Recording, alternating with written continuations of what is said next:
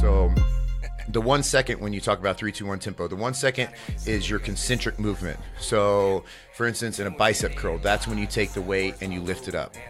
I just got really distracted because there's pumpkin spice spam on the TV. I'm sorry about that. Spiced up breakfast. So this fall, you can pick up pumpkin spice spam. That sounds absolutely terrible. terrible. Is making it. Wow. We might have to get a curtain here because that just distracted me. What was I even talking about? Then we all gon' shine. I'm tuning in live.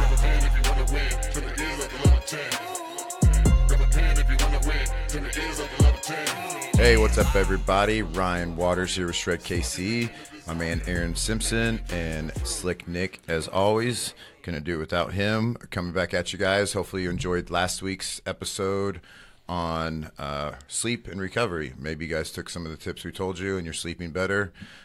Maybe not, but you guys should. Or now the listeners hate you. Of gummy bears the other day. Yes. I went right to bed. Did you sleep good with your gummy bears? I did. I felt so good. Oh, yeah. That was good advice. So today we're going to come at you guys with I'm going to get back on my pedestal and I'm going to preach about form and tempo and technique, because from just feedback in our gyms, a lot of people have squatting different. A lot of people are, slowing down. They're not talking as much during class. So I think it's catching on, but how many times you have to hear something before you actually remember it? Is that 9 times or something like that? 7 or 9. 21 days to form a 100. habit. I'm just kidding.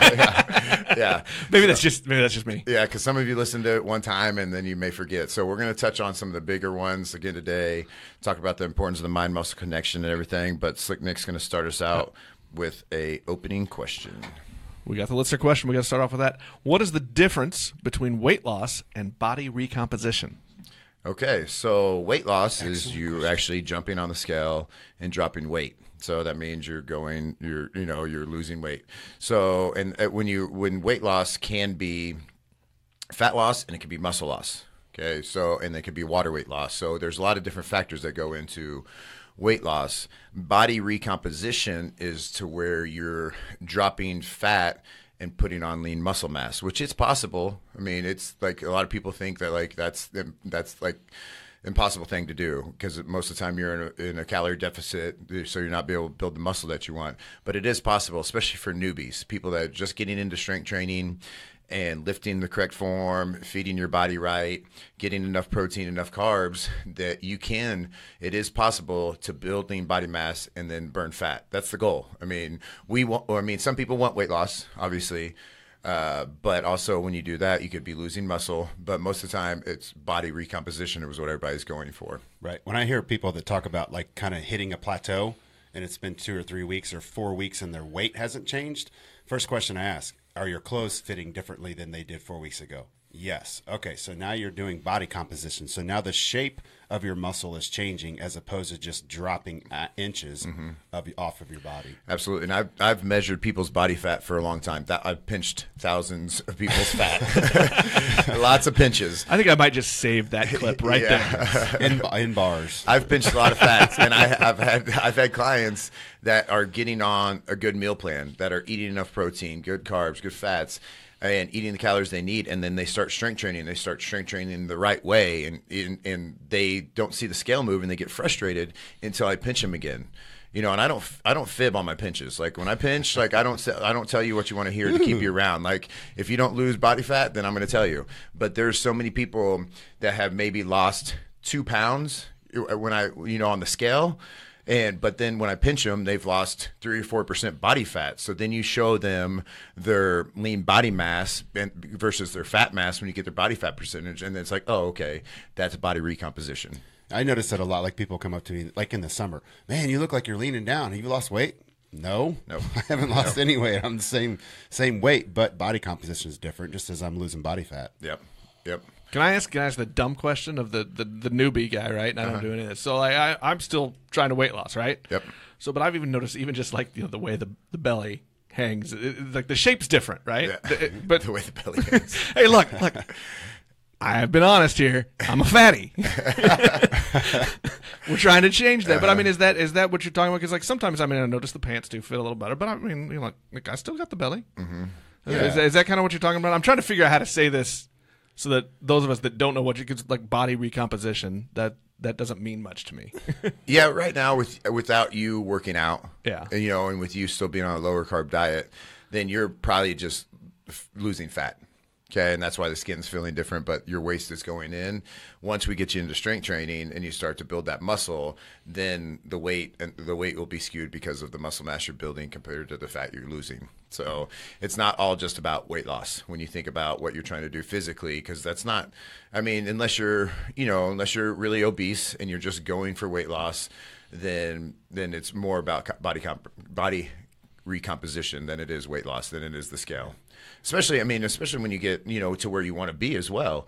I hover between, 130 and 150 all the time, in my body recomposition. 130? Wow. Whoa, that's a big swing. That's a big swing. Something's wrong with that No, stat right this there. is all air. He's got like these little things he Yeah, pumps pump- up his pump up muscles. my Is that like the old Nike Air? Remember the pumps? Oh, yeah, the pump tennis. Those were Reeboks.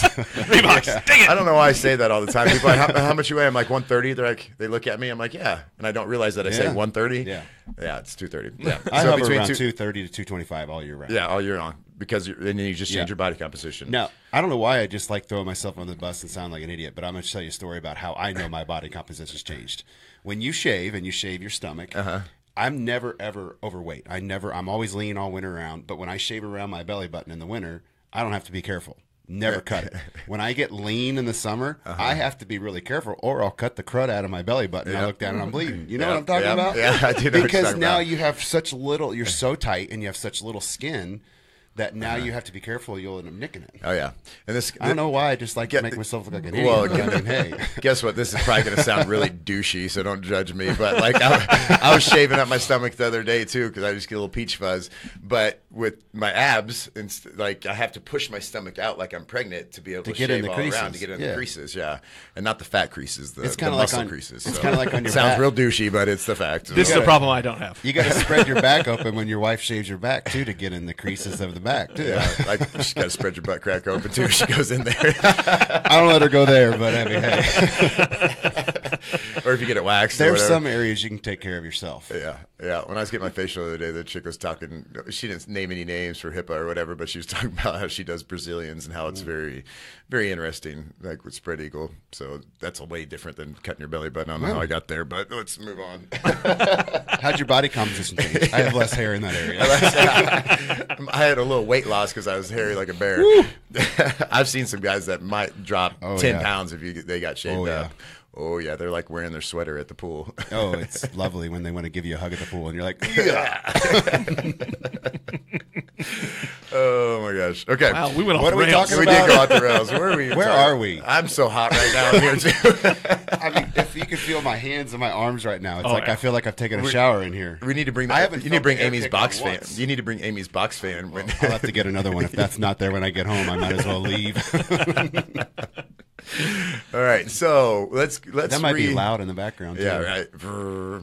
Let's revisit. I don't know what episode this was that we talked about it, but early form, technique. You guys need to hear it again, okay? Because I still see it in my gym. I still see it anywhere I go. If I go to another gym, hotel gym, anything. People, you're not focusing on what you're doing in the gym enough. You need to slow down your movements. You need to focus. You don't need to be talking. You don't need to be laughing. I just noticed it today I was working out. Okay. And I knew we were going to be talking about this today in the podcast. So in my mind, I was going back and forth from just going through the motions, where I was just not even thinking about what I was doing. I was squatting, coming up, not thinking about squeezing my glutes, not like cueing myself I was working out. I was just taking a kettlebell and squatting. And then the next set, I would take it and I would cue myself. I would go real slow tempo. I'd come up, get a muscle contraction. And I got more out of half the reps than I did if I was just going through the motions. It was amazing. So I wanted to do that today, so we could talk about that on the podcast, about how it's just amazing how much faster your muscles burn, how much faster you get a pump because you're actually contracting the muscles you're trying to use. Mm-hmm. And so it's taken a long time to get there. Like you working out your whole life, like you probably just went through the motions a lot. Sure. I really just figured this out a few years ago. So I think when you're younger, you can do it. You can push through the muscle and you're going to grow, but you get to a certain point in just in muscle growth where you're just not going to grow anymore unless you're going to do that. Absolutely. Watch your form. Yep. And your body's really smart. So you recruit muscles that you're not trying to use. And I'm going to talk about some common movements that people just completely butcher. And at our gym, on our social media, we're starting to put out some workout videos where I'm explaining your form. We've started doing that, and we've gotten some good feedback from that. So actually seeing how to do the motions. But so many people... I think that's important for some people, because some people listening to our show may have never even tried some of these exercises. So yes, there's a reason why you don't know how to do the form, because you just have never done it before. Yep. So that's also, there are going to be people, if you've worked out for 10 years, you should know form by now. If you're newbie, then form is going to be something that's why you need a coach or somebody teaching how to do it. Yep. And if you're a newbie getting into this, don't try to be a hero and grab really heavy weights, like just getting into it. Focus on your body weight. Focus on really light weights, really slow and controlled, and then you can increase the load as you go. I see it too many times in my classes, and I have to go tell people to drop the weight and grab lighter because they grab whatever weight the person in front of them did when their person in front of them has been working out for a lot longer, and they try to do the same weight with terrible form. Half range of motion, like recruiting the wrong muscles, using momentum. The worst thing that you can do is do a half squat. Like a half squat is only going to activate your quads. It's not going to even hit your glutes if you do a half squat. I see it all the time, like lunges. People go down halfway because they have too much weight. You start trying to press weight above your head, and you arch your lower back really bad because you can't actually physically get the weight above your head. So take a step back, y'all. And it's been very humbling for me because I've been an athlete my whole life. Explosive Olympic movements like hang cleans, heavy squats, like max out on bench. And it's hard because when you do slow down the form and you do slow down the tempo, that you have to drop your weight really in half. But you can get more out of it with half the weight. And when you do that, when you do the right form, then that's going to massively reduce your risk for injury as well. And so you're going to be able to pinpoint the muscle you're trying to use. And we've talked about the 3-2-1 tempo. Okay, I'll explain that again. Is you have your different muscle movements. So the 1 second, when you talk about 3-2-1 tempo, the 1 second is your concentric movement. So, for instance, in a bicep curl, that's when you take the weight and you lift it up. I just got really distracted because there's pumpkin spice spam on the TV. I'm sorry about that. Ooh, spiced up breakfast. So this fall, you can pick up pumpkin spice spam. That sounds absolutely terrible. Hormel is making it. Wow. We might have to get a curtain here because that just distracted me. What was I even talking about? The up tempo. So your concentric motion, 1 second. So when you're curling, whether you curl up for 1 second or 3 seconds on your contractional movement, you're not going to get any more muscle breakdown. So that's the motion that you can go the fastest on. But if you go too fast on the concentric movement, you're going to use momentum. So if you're trying to curl really fast, swinging, swinging those things.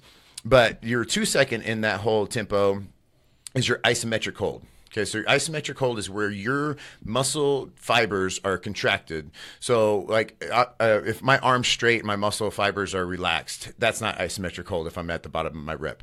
But if I come up 2 inches, I can do isometric hold 2 inches up. I can do isometric hold halfway up. I can do isometric hold completely contracted. But that's really going to be able to make the mind-muscle connection to where, okay, I am flexing my bicep as tight as I can. So that's going to be 2 seconds.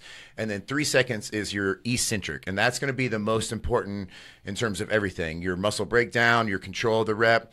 And I'm just going to dissect the bicep curl right now because people butcher bicep curls. You know why? They get their shoulders involved. Okay, so when you're doing a bicep curl, how I cue my clients to correctly do a bicep curl is you stand straight up, okay? You stand up. Everybody do this if you're listening. Sit up, okay? I want you to have your chest out, so kind of stick your boobs out as far as you can, and then retract your shoulder blades. Okay, when you're getting ready to curl, have your arms down completely straight.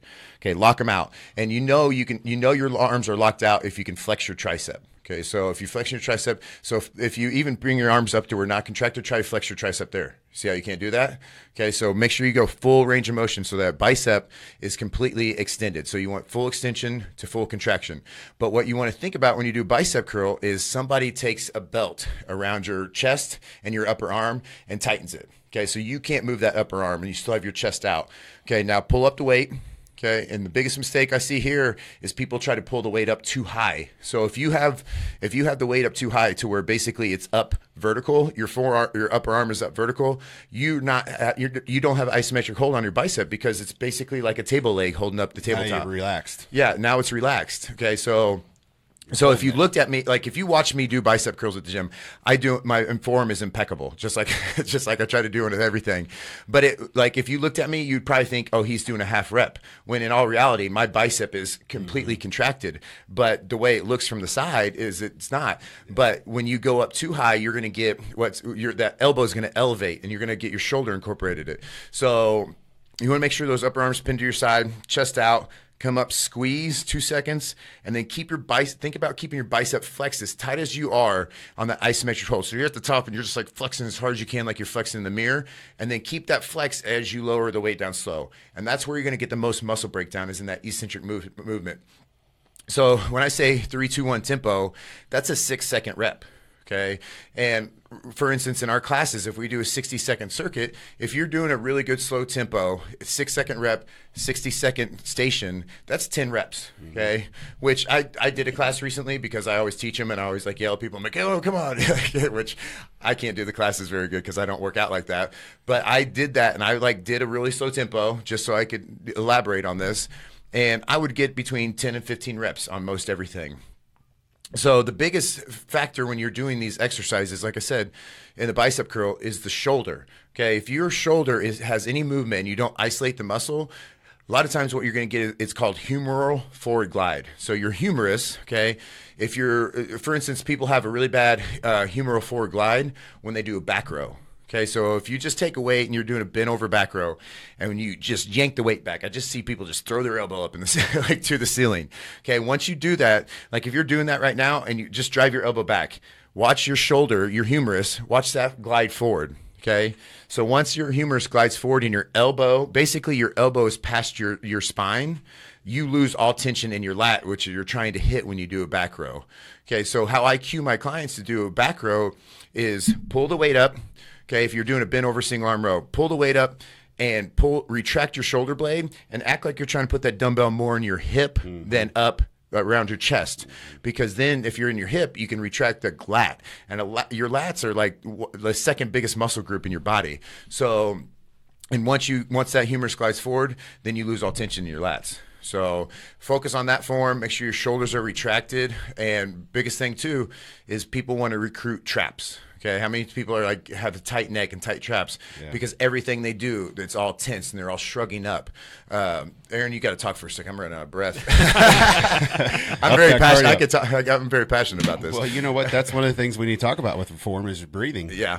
So as you're working on your form, when you brought up the instance about you look like you're only doing half bicep curl, the one I noticed that the most whenever I'm watching myself in the mirror is when I'm doing straight bar curls. Yep. Straight bar curls. If you're bringing that straight bar all the way up and you're almost touching the bar to your chest, you've gone about a quarter of the way too far. Now you're literally in a relax. You've taken that tension off of your bicep to where when you're coming back up and you're stopping about 3/4 of the way up and you're flexing when you're at that point, that's the top of the movement for that. Back to actually breathing, breathing will help you with your energy throughout your workout as well. So pulling oxygen back in your muscles. Yeah, will also help you through podcasts too, and you breathe while you're talking. I'm working on it. I'm going to do an extra show on podcast training. Yeah, I'm working on it. You inhale before you start talking, and you exhale. I just get on a roll. I can't help it. I just sit back and I'm like, yep. Yep. My head's shaking the whole entire time he's talking, by the way. So all right, I'm Preach back. on, preacher. I'm back. Okay. Let's talk about a tricep extension, because I see this butchered all the time because I like to superset biceps or triceps, a push with the pull. And that's the same thing as when, so for instance, you're doing a rope push down. That's the same form as you want to do with the bicep curl, where your shoulder blades are pinned back, your chest is up, and that upper arm's pinned to your side. And even if you have to have somebody to go bear hug you or put a belt around you just so you can have to feel it, because I do this all the time in my classes. If somebody's doing a bicep curl or doing a tricep push-up or push down and their shoulders are rolling forward, I'll come behind them, take my big-ass hands on their shoulders, pull their shoulder blades back, and hold their upper arm to the side, and they can't even move the weight. Okay, the reason that they're pushing the weight they have on there now is because they're using their shoulders and their upper body to completely push it down where that tension's not even their tricep. Right. You know, so that's when it goes back to what I just said earlier is cut the weight back, focus on the form. When you're down at the bottom of the rep, be able to flex your tricep as tight as you can, and then your eccentric motion on a rope push down is coming up. So keep that tricep flexed as you're letting it come up, and that's where you're going to get the most muscle at breakdown. 90. I see so many people come all the way back up, stop at 90, go back down, squeeze. But with everything that he keeps saying, also that whole entire time what you're doing is you're keeping your core engaged too. Absolutely. Your core should be engaged all the time in everything you do. Everything you do. So, I mean, like we do a lot of mountain climbers on our cardio day. Instead of just holding your weight up and just bringing your knees in like you're doing high knees, flex your abs like you're holding a plank, and you're going to get so much more out of it. And the only way you can do that is if you're focusing on what you're doing. Like it's working out is as much mental as it is physical. Right. 100%. And I get onto people in classes all the time about talking while they're going through it. I'm like, you're not actually doing it right. You're not actually focusing on what you're trying to do. And I like the older I get, it's like I'm being like a grumpy old man where I'm just being more of You're getting crotchety. I'm being more of a stickler about it because you know, the worst thing that I cannot stand besides half rep squats, okay, is lat pull downs where they pull it down to their belly button. Oh, yeah. It's like a lat pull down, tricep push down hybrid. But if you pull it, you know, a lot of times too, like talking about if it would look like a half rep if you're watching me when you do a lat pull down, you only need to pull it down to where the lat bar might be around your chin or your mouth. And you're just focusing on your elbows. Squeeze. And your chest is always up. And all these things, your chest is up and your shoulders are back. Okay, your shoulders are, it's called depressing and retracting your shoulder blades. Okay, you don't want to, you can, like a lot of people have struggled because they try to retract their shoulder blades, but then they elevate them. They don't depress them. Okay, so when they elevate them, guess what that's doing? That's activating your trap muscles. So, and that's going to lead to a bunch of problems. And if you work or if you overwork your traps, when you're doing shoulder exercise, there's different things. You're just going to look like a meathead because you're going to build up these traps. Your neck's going to be tight. I have a friend that has these traps, and they're like, "How do I get rid of these traps?" I'm like, "Well, quit using them and exercise as you're not supposed to. Lower the weight, focus on the form." And you're going to get, I'm telling you, you're going to get so much more out of it. Just like today, like my workout today was very specific on my form and my mind-muscle connection. And it's just a game changer. Like I could double the weight, go really fast and not even really feel that much where then I could cut the weight in half, do a really slow tempo, good contractions. Like on my squats, I was doing a goblet squat. And I sat down 3 seconds, just like I taught you guys on the form one about doing your squats. Sit back on your heels. Sit your ass back like you're sitting in a chair. All your weight should be on your heels. Your knees should not be pressing down over your toe. Your spine should be neutral.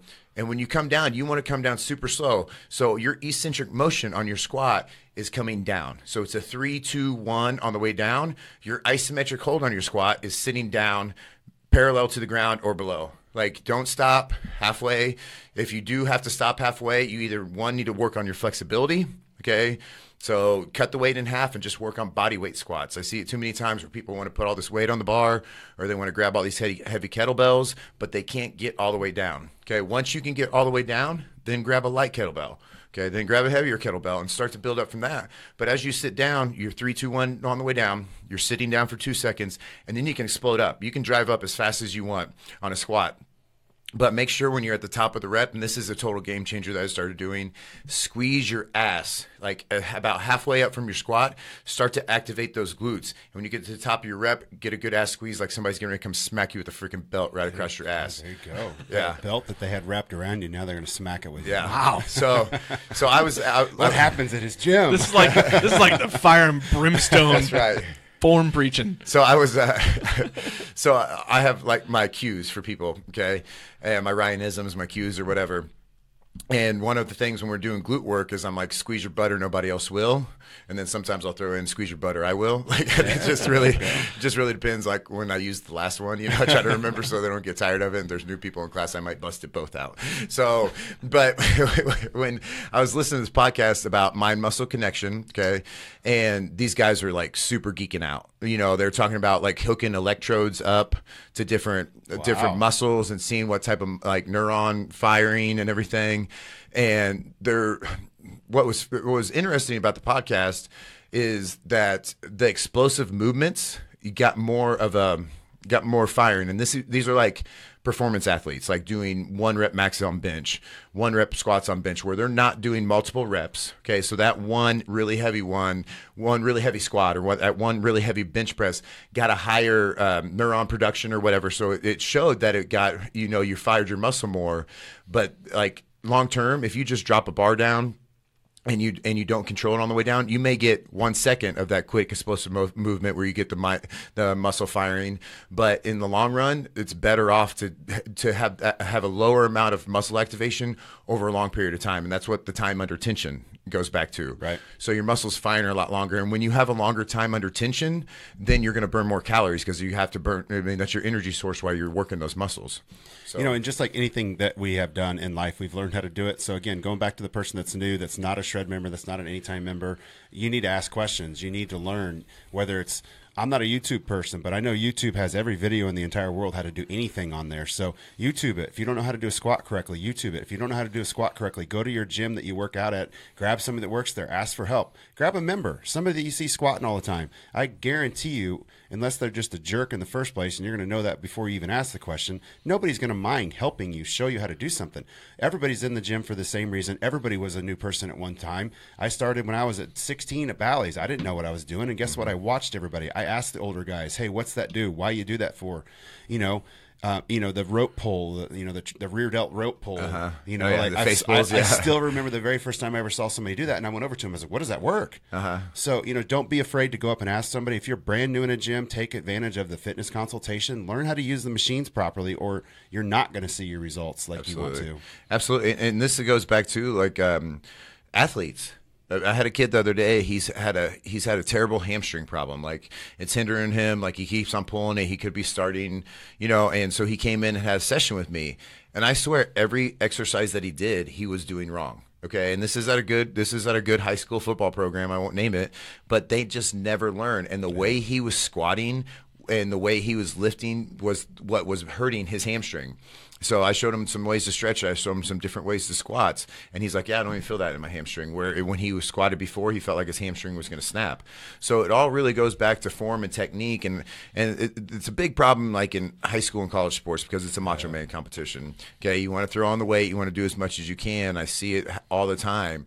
But, if you slow it down, and that, like my son, once he starts working out, I'm going to be a complete grumpy old stickler on form. Like it's going to be bad, but you get the body mechanics right and you're firing the right muscles, then it just naturally happens. Like you don't even have to, you still have to think about it, but you don't have to think about it because your body moves a lot more natural once you focus on it. But I still see it all the time. People just go through the motions. I went to my gym at my hotel, not my hotel, my apartment last night just to do some cardio on the treadmill. And there's this guy in there all the time. And he's not a very big guy, but he walks around like he's a big guy. And he just butchered. Tank top on? Yeah, no stringer on. Oh, but he just he does everything so wrong, but he drops his weights and he walks around like he's a badass. And I just want to stop him and be like, okay, dude, he was one of those ones that was doing a back row and he was throwing his elbow up like he's trying to elbow somebody in the face that's behind him, and it's a big problem. That's why I told you guys I can't go to a regular box gym because I'm so distracted on people doing wrong form just because they don't know. If they don't know, if you take somebody and you fix their form and you actually, okay, I want you to fire this muscle. That's why as a trainer, if you're going to talk to a good trainer, they should be giving you cues on what to squeeze, keep your core tight, keep your shoulders back, everything. They should be cueing you on that stuff. If they're not, you want to try to find a different trainer because that's the benefit of a trainer is them teaching you the correct form so you get the right thing out of it. I've seen trainers too at other gyms that just are sitting there letting their clients do the form wrong. I was at the gym and I had my headphones on, but I turned them off because I wanted to hear what this jackass was saying to this client. And he literally showed her how to do lat pull downs where she pulled the bar down past her chest. Wow. And I'm like, and it was just like I said, it was that hybrid lat pull down, tricep push down thing. So where it just has injury screaming, yeah. And it's just going to protract your shoulders even more. It's going to lead to muscle imbalances. and we talked about this before, is kids working out too early. It doesn't stunt your growth. What it does, if you work out too early and you're not doing correct form, it causes muscle imbalances, which can affect the way you grow. It's not going to, like, if you're meant to be 6'3" and you start working out early, it's not like you're going to be 5'10". You know, it's the way your body's going to grow, and the muscles are going to get tight, and you're going to cause muscle imbalances.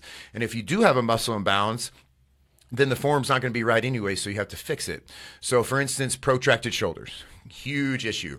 And the reason protracted shoulders are a big deal is because what do? Everything's in front of us. Okay, our steering wheel, our computer, how we write, everything's in front of us. So if you're not sitting there with good posture and sticking your chest out, shoulders back, keeping your core tight, what happens is all these muscles in front start to get tight and they start to pull you forward. And that's going to lead to back pain. That's going to lead to neck pain. Your traps are going to be tight, so you're going to be firing those. But you got to fix those things. And a muscle imbalance can be fixed. Then what do you have to do to fix a muscle imbalance is you have to stretch and you have to strengthen. Stretch and strengthen. So, for instance, with protracted shoulders, that's where your shoulder blades roll forward. Like, it's like you roll forward. You guys know what I'm talking about. Like, and women, it's common with women because your boobs and your babies. Like, when you have, so. Two Bs. Two Bs. So, I've been training for over a decade, and I never do any chest work with women. Because most of the time, 90% of the time, they have protracted shoulders. So if they are going to try to do a bench press, their frontal delt is so tight and so predominant that they're not even hitting their chest. They're just making their shoulders protracted even more. So, so if you have protracted shoulders, you need to strengthen your back muscles. You need to strengthen your rear delts. You need to strengthen your rhomboids. You need to strengthen these muscles in the back, and then you need to stretch everything in front. Okay, and then eventually it'll take time. Like my ex-wife, she had terrible protracted shoulders. It literally took years to get her shoulders to where they're normal. And it's just practice. It's like when you're driving down the road, if you're doing things, sit your ass up, pull your shoulder blades back, and stick your chest out. It may feel weird at first, but creating those habits is really gonna if you're retracting shoulder blades. While you're retracting your shoulder blades, you're firing those muscles. So they're going to start to activate more, okay? And what you're doing in the front, if your shoulder blades are pulled back, those start to stretch out a little bit. So it's just practice, and it takes time. And I get it that it's hard to do. Like, I know, like, for me, I'm a hypocrite sometimes when I say this stuff. Like, like, I know I could fix the plantar fasciitis in my foot if every day I just rolled it, I stretched it. I told you where you could go. I could Gaston release it. I could do that, but it's hard to remember to do every day. It just depends on how much you want to do with it. But pick the right exercises where you can perform them right, or your injuries are just gonna get worse. It leads me right to this: if you want a new life, you have to get a new lifestyle. There you go. I like it. Ooh, boom. I mean, you got the quotes. I went back through some books today. I love quotes, and I feel like lately we've gotten off track a little bit on the quotes. Who needs Jody Rue? We got you. That's right. Well, he'd be a little bit more entertaining. Well, miss you, Jody. Yeah, Jody Rue. Yep. So with protracted shoulders, another common muscle imbalance is anterior pelvic tilt. And the anterior pelvic tilt, what I say this causes is saggy mom butt. Oh, that's not good. Saggy mom butt. Nobody likes saggy mom butt. And most women have protracted shoulders, boobs and babies, and then they have anterior pelvic tilt most of the time because of babies. When you're carrying that load up in front, what happens is your quads get tight, your hip flexors get tight from holding the baby, and it takes your pelvis and it shifts it forward. So if you think about it, like I always demonstrate it the way, like, hold your hands up like you got your hands around something. And if your pelvis shifts forward, so it shifts down, it raises it up and back. And what that does when it raises it up, your pelvis up and back, it stretches out those glutes muscles. Okay, so those glute muscles are the underactive muscles when your hip flexors and your quads are the overactive muscles. Okay, what it causes problems in the front and the back. So when it causes problems in the back because your glutes are stretched out and they're not firing, so you're not getting full glute activation. So if you have an anterior pelvic tilt and you have trouble firing your glutes, so if you laid on the ground and did a butt bridge, okay, and you can't feel your ass burning from like lifting it up in the air and squeezing it, then you have underactive glutes, and you should be laying on the ground and doing hip thrusters all the time. And just like Jody Rue would say in the classes, don't just impregnate the air, don't just hump the air, is what Jody used to say. Okay, so you wanna be able to come up. And like I said, with all this stuff, it may look like it's half a rep because your hips aren't up in the air. But if you shoot your hips up too high, then you're not going to be able to activate your glutes. Put your mind in your muscle, put your mind in your butt, lift them up, squeeze those glutes, and get those glutes firing, and it's going to help pull your pelvis back down. And the problem it causes in front is it stretches out your lower abs. So you're not getting any lower ab activation. So if you do like leg lifts or do exercises in the front, you're probably only feeling it in your hip flexors. Okay, you're not feeling it in your lower abs because those lower abs are stretched out as well because that pelvis is tilted forward. Strengthen your glutes and stretch your hip flexors. And when you squat, you're probably all quad squatting. You're not glute squatting. So that goes back to focusing on your squat form where you're sitting back like you're sitting in the chair and letting your glutes help on the squat and not your quads. So if you're doing leg day and you feel like you're squatting and all you're doing is getting sore quads, then we got a problem. You need to take it a step back and do these stretches that we're talking about. But tight hip flexors are a huge problem. You know, so if you're somebody that has lower ab pooch and a saggy ass, then you probably have an anterior pelvic tilt. I got a bad deal with my hamstrings. I start doing hammies at all, and I instantly want to cramp. Yeah. It's just flexibility. Like you want to stretch them, foam roll them. No. Yeah. I need to do that. If you did it consistently, like my foot, then Yeah. It's hard to do. It's hard to do. You know, I own a lot of foam rollers, and I've never used one. Maybe once. Yeah. I get on it, then I get pissed because it hurts, and I leave. I'm just gonna keep it real. Yeah. So stretch, strengthen, focus on your I'm gonna form. foam roll tonight. Yeah. I'll do it with you. No, I probably won't. All right, we're gonna try something new. Are we gonna? I'm gonna go home tonight. I'm gonna try doing squats the right way. Body go. weight squats. Yeah. There you go. And tell me how it feels. Yeah. I'm gonna call you crying. And Ryan and I are gonna foam roll together. Yeah. I'll stretch your hammy. Here, lay on your back. Put your leg up. A little bit more. Further. You better squeeze your ass, or I will, big boy. Uncle. But in all seriousness, this is a big deal, guys. It You need to focus on your form. I see it all the time. Slow it down. Like practice firing your muscles. Ask questions. Think about in any upper body movement you need to do. You need to be focused on where your shoulders are at. Okay, you need to be keeping them retracted, because the reason you retract your shoulder blades is because that's how our bodies are naturally supposed to be. Our shoulder blades are supposed to be back; it should be straight across from your shoulder to shoulder.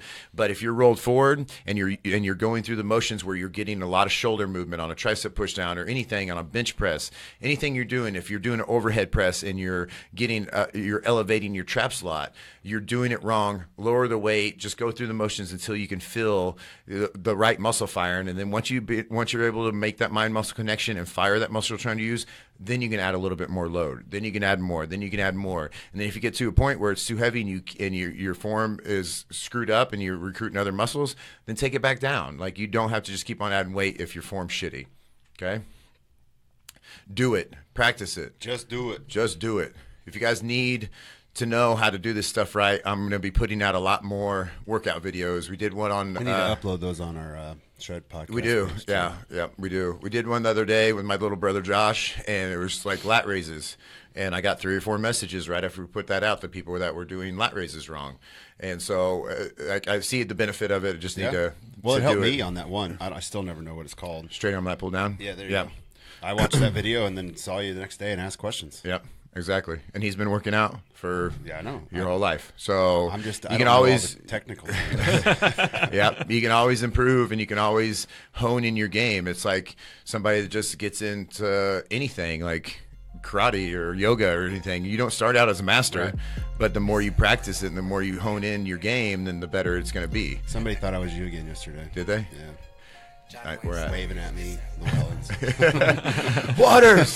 Hey, Shred. It happens all the time. I just people. saw a guy with muscles and tattoos. That was